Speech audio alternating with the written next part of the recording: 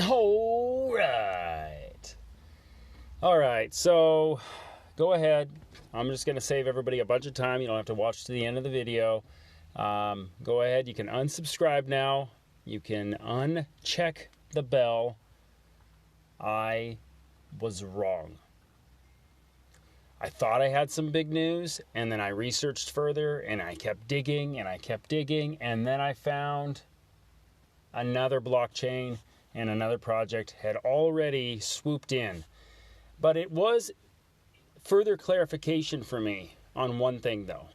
So I fell across this guy named Michael Eisner. You can see right here. My internet's not loading super great. But Michael Eisner was the former CEO of Walt Disney. And he was big about, his whole thing was digital. Like, he wanted to make everything easy for everybody to access. So that was his big push. And I want to say, like, in early like 2000s, he purchased another company called Topps Trading Cards. You might know who TOPPS Trading Cards is. If you're into collecting at all, you might understand who that is. And so when I first found Eisner through it was a search through the AI writer of upcoming NFT applications, projects, and so on. And it wrote an article about, the future and what it would look like. And Topps showed up because Topps was, or they are, offering a new, I'm going to get into the stock market side of things because I don't really understand that, but I'm going to say that they're doing something, they've just merged with something else, and they're basically creating a new stock ticker that's called Topps. And there's a lot of, if you can go search it if you want, there's people on YouTube that talk about, why they feel it's not a good investment. But one of the big things that Topps is doing is they are creating an NFT for their collectible cards. They found that they could make money not just one time selling the card, but every time the card's sold using the NFT royalties. So I was off a little bit because I thought, I saw that at first, and I thought, that's really cool. And then I saw that Topps was partnering with Disney, because that's who they have Disney license, they have Disney ties through Michael Eisner.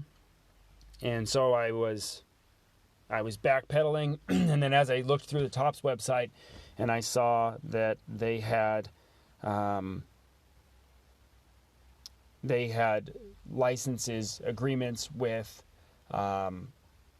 DC and with Star Wars and with a pretty good list of what exactly Ecomi was has IP with. So I started to think about it like that, and I was like, wow, this could be really big.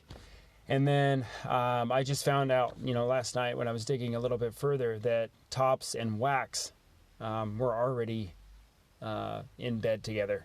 They've already been making sweet, sweet love and sweet, sweet NFTs. So, but that's okay. It's fine. It's totally fine.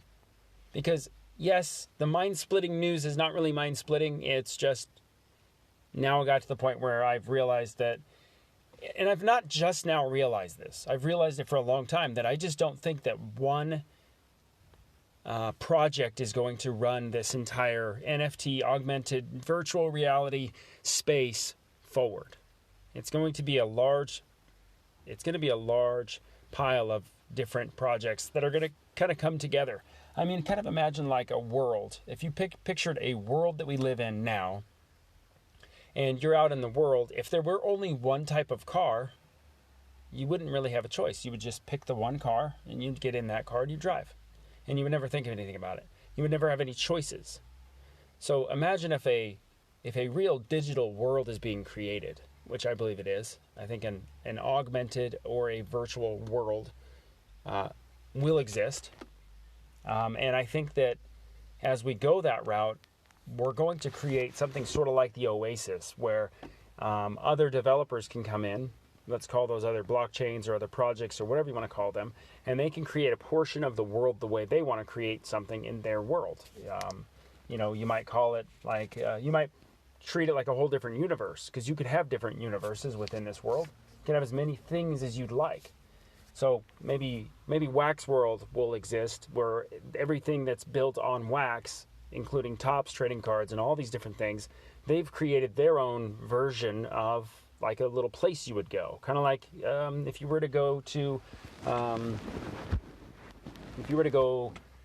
Disneyland, it's inside of the world, and it's got its own little universe within it. So you go in it and it's got its own world. So I think that's how this is going to look. You got to look at, like, say, blockchain as a whole, and then you have Ecomi is going to have, like, it's going to be like Ecomi world, right? And you're going to go into it, or VV-verse, it's the VV-verse. That's the universe for VV, so then you go into that, and then you go into Wax world, and then you go into Jenna Jameson world. Anyways, I went off base there. But anyways, you have these different spaces where things are going to go.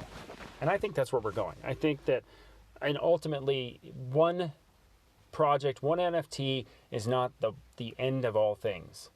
I think it's just going to be the end of, it's going to be their product within the space. So kind of think about it like that, as opposed to, what is it, the Lord of the Rings, the one ring to rule them all.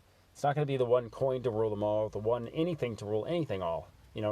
If Chrysler saw that there was a Ford and said, you know what, I don't think I'm going to build a car because there's already cars. No, instead he took a Ford, and he went into his garage and he took it all apart and he said, I could build a better car. So then that's how the Chrysler was born. Fun fact.